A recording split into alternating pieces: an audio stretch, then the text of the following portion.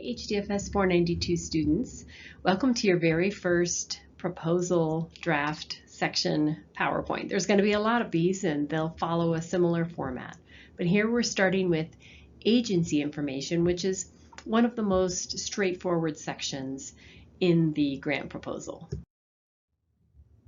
So just some friendly reminders that don't let the word draft fool you. Proposal drafts should not be rough. I'm going to grade them as if they are final and edited, and so I'm really looking for polished, concise writing and complete information.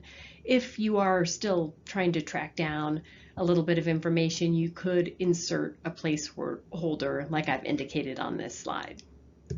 So this slide is just meant to orient you to the order in which you'll submit your final proposal, but it's not necessarily the order in which we cover the material in lecture. So after your cover page, the cover letter is the first section that comes in the proposal, but we actually write it at the end because it's a summary of the entire proposal. So as you get started, just a friendly reminder that every time you submit a draft, you're going to be submitting the proposal checklist for that section as well. You're welcome to delete, the other parts of the proposal checklist if you want. You need to have a minimum of 2 students' initials per each of these rows here, meaning that 2 people have checked it to make sure that it's meeting requirements. And this will be used to inform your individual proposal grade at the end, how well you did on all of these things that you initialed and how many things you were a part of. One tip, because you're both having to add your initials, is to do this as a Google Sheets and then just upload it to the Dropbox along with your draft. Okay, so the agency information section, these are all the requirements. And again, this is the agency that your group has selected and agreed upon in the project information section. So it's not your evidence-based program. It's, for example, the Boys and Girls Club or respite care or something local to where you are. So you're going to give the name and the legal status, which is typically, if it's a nonprofit, a 501(c)(3), when the agency was founded and what the original purpose was, where it's located, and who they serve. So for example, are they here in Fort Collins and they serve Larimer County or Larimer and Weld counties?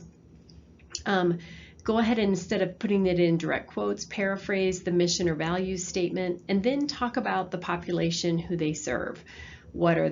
How many, what are the ages, what are the typical issues that they're struggling with or experiences, any other things like ethnicity, income status, and then, size and scope. So again, how many people served annually, how many people are on the staff, how many people are volunteers if that's a part of the agency. What are some example services that are currently provided? So here, you're not at all focused on what you're proposing. You're just focused on what exists already, and you're describing that, we do these groups, or we have this outreach, or these programs, or those kinds of things. If there's been any awards or prior grant support, you want to include that. And again, this is short, so as you're going to learn as you go through this, longer is not better for HDFS 492 grant proposals. So you're trying to get a lot of information in a short space, so about half a page single-spaced. Okay, so remember, you're pretending that you work at this agency, so you're going to use we or our language, like your agency is writing this grant proposal. So how do you find all this information? From the agency's website, from any Googling that you can do about the agency, accessing their social media accounts. You can also do the extra credit community contact interview that's not due until the end of the semester, but you can call and get someone on the phone at the agency or email people at the agency some of your questions to get this information. If you're local, you can request a tour. Of course, the easiest way is maybe that you're using an agency that is an internship site for someone in your group, and so they can just be gathering this information.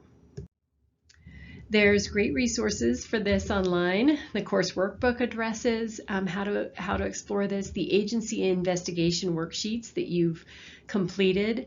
Some of those, at least one of those, was hopefully on this agency, and you can be using that to write this section.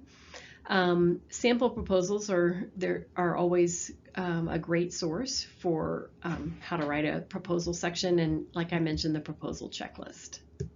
Okay, good luck and reach out if you have questions.